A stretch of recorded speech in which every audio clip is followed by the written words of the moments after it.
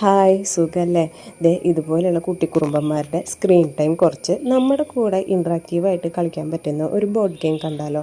ഇതാണ് കേട്ടോ memory chess. പേര് പോലെ തന്നെ ഓർത്തെടുത്ത് കളിക്കേണ്ട ഒരു കളിയാണ്.